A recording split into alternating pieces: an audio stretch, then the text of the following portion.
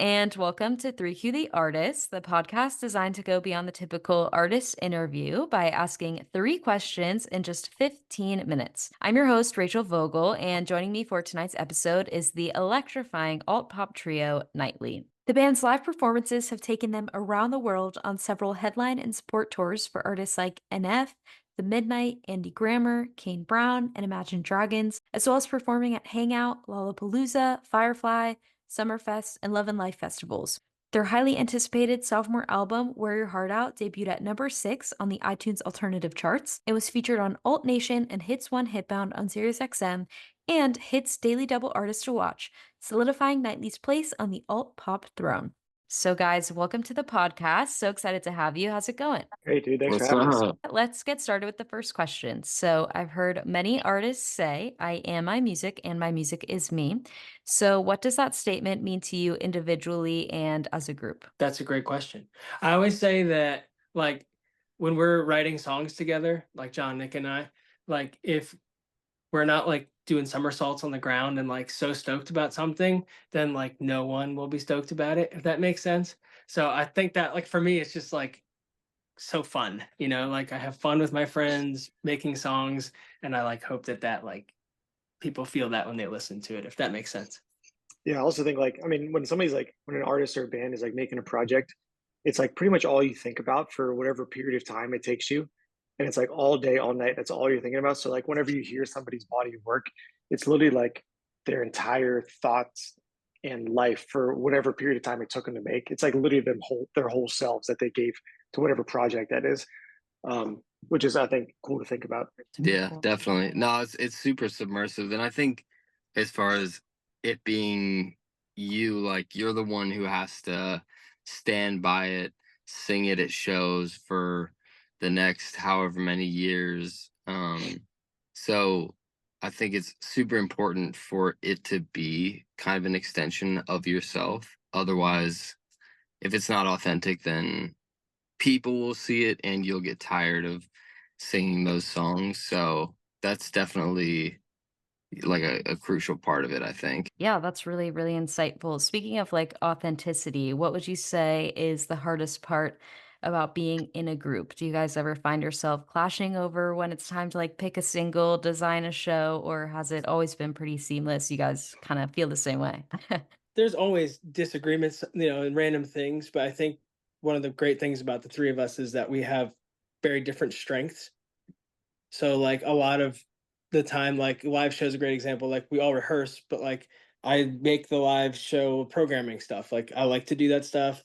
And John and Nick are both like they have their input, I have my input, but it's like it's easy. That's something that I do, which is great. And even when we're writing songs, like, yeah, we'll disagree here and there about something, but like we're generally all on the same page and everyone is very confident in their roles, if that makes sense, I guess. Yeah, Yeah, and I for think sure. it's also like it's the mix of all of our opinions and tastes that create the end product. Like no other combination would make the same end result, no just singular one of us would come out with the same thing. So it's like salty and sweet if you disagree, right? Like they can be different, but like coming together they make something that's sort of better than either of them could do on their own. I think as far as like picking songs and stuff, like we write so many songs that there's like a few here and there that we each have our favorites. But like at the end of the day, I feel like for the most part, like we all know like which songs are the best songs once we get like everything together and like listen to it as a whole. That's awesome. When you said salty and sweet, all I can think about now is those Sour Patch Kids commercials. Yeah. Love it. Dude, I love Sour Patch Kids too. So good, Yeah. so good. Before we move on to the next question, I'd love if you guys could share a little bit more about how the three of you came together and is being an artist something that you've always envisioned for each of your futures? Yeah, so Joey and I are cousins and we grew up pretty close in proximity to each other. And I feel like we've kind of known from a pretty young age that we like wanted to do something in music. So we ended up moving to Nashville. And then I was actually playing at a church, and then I met Nick, saw him play drums, and I was like, yo, we gotta get this guy to play drums for us. So we kind of hunted him down for a little while and eventually convinced him to be in the band. So yeah, that's kind of how we started. All right, sweet. Moving on to the next question. Every industry has its dirty little secrets. Those can be both positive and negative. What's one secret that you guys would like to share about the music industry? That's like a great question, dude. I think the biggest thing for me would be like be confident in who you are, because no one in the industry really knows what they're doing, if that makes sense. Like, not even in a bad way. It's just like no one really knows what's going to work and what's not going to work. So you have to just be confident and excited about what you're doing, and then the rest will work itself out. It can feel like a competition at times, but it's not. It's not you versus anyone. It's not even you versus yourself. Like, it's just you're just on your own journey.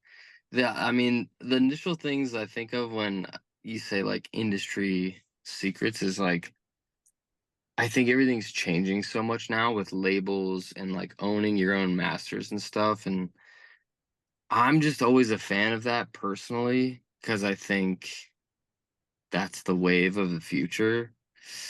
So I would say, I don't even know how to sum it up in like a sentence or whatever, but I would just say like, know your worth and like believe in yourself, and if something seems off, then like it probably is, you know what I mean, whether it's like a deal or a collaborator or a manager or anything. I think that your gut is generally pretty good. I just feel this like wave of like indie artists who are like, it's like them and their managers, and they're like making waves and they're like actually getting what they deserve, when there's this standard like of the industry to be like, oh, well, that's just how record labels work, or that's just how publishing deals work, or whatever. And just like, just because it's been that way for a long time doesn't mean it's right, you know? I don't know if it's a secret, because I feel like most people are a little aware of it now, but yeah, I would just say be smart, like ask questions, you know, about stuff. Like if something seems off, like it probably is. What do you think is kind of like the most beneficial aspect of becoming an independent artist in today's day and age? There's so many benefits, but for me, the big like wake up call was like we had gotten a request for one of our songs to be in like a movie or a commercial or something when we were in a deal, and we didn't even have any like say on whether it did or didn't. And it was just so weird to me to think about like, yo, this thing that I made in my bedroom with my best friends, like I don't even have control of ultimately, you know? And that was such a like red flag of like, that doesn't feel right, you know? It's like we just made something. And so like from then on, I think I started thinking about things differently. The other thing is it's definitely not a one size fits all. Something that works for another artist may or may not work for you as an artist, and that's okay, because it's not a comparison game. Just because X band signed with X label doesn't mean that you would have the same success doing so. You know, there's different degrees, like just defining what you want, what's important to you, you know? Nick, I don't want to skip you. Oh, you're good. Everyone said everything. But yeah, I mean, I agree with what John said. Like a band getting dropped from the label could be the best thing for them, but for another artist, it could be the worst thing. And like they could need a major record label to like succeed. And I think there's just so many different ways and avenues that you can take your music, and just like what John said, you just have to figure out like what you want. And there's so many different ways to achieve and have success in whichever way you define success. All really great insight. Another freebie one for you is presetshare.com. It's a website. If you're a producer, you can download free presets that were made by people. That's Oh, a sweet. awesome tool that I use all the time. That's incredible. Not sponsored. Not sponsored. I wish I was sponsored. All right, last question. Imagine that you've just turned 75 and you are being interviewed for a retrospective on your career and your life in general.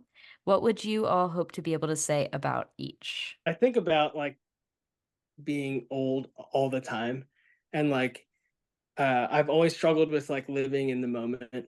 I'm always like been looking forward to what's next and what, what does this mean for my life? What's that going to impact my life in, XYZ way?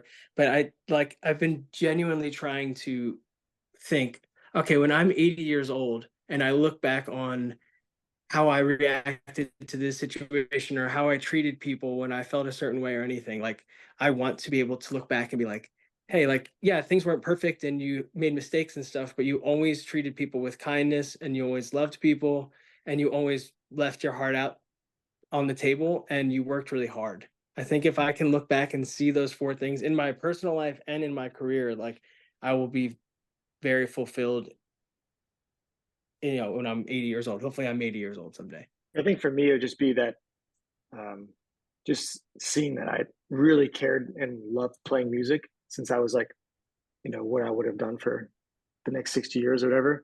And that whatever like platform that I was given through my music, that I was able to do like some really great things and highlight a lot of different things that were in need at the time. Use my whatever platform I'm given that way. Yeah, I don't know. These are great questions. I think, yeah, you're all like kind of what both of them said. Like you're always looking forward to like the next thing, and you sell out this venue, and then you're looking at the next size up, or you're like, we booked this festival, and then you want the next one, or whatever it is. So I think being able to look back and like have enjoyed it and be present, and you're only here for such a short amount of time. So I think knowing that you did give it your all, and not looking back and being like, damn, if I only would have tried this, or if I only would have believed in myself a little bit more. So I think being able to be that age and be like, man, I gave it my all and I enjoyed all of it and I was good to people, would be a vibe. Hopefully I'm just, on some beachfront property somewhere thinking about all of it. Yeah, Hope we're we all hanging all out on the boat. yeah, we can only Three old men. only hope. All Nick right, has this well, idea actually to get a boat when we're old and just name it Three Old Men and we all just hang out on it all the time. No, I want to get a boat when that we're young When and you're name it and Three Old Men and then use it until we're old. oh my gosh, that would be incredible. That's like a pirate ship name. Basically. Well, we have officially reached the end of the interview, but thank you guys so much. It's been a pleasure to have you on the podcast. Thank Thanks for having you. us. Thanks so much, Rachel.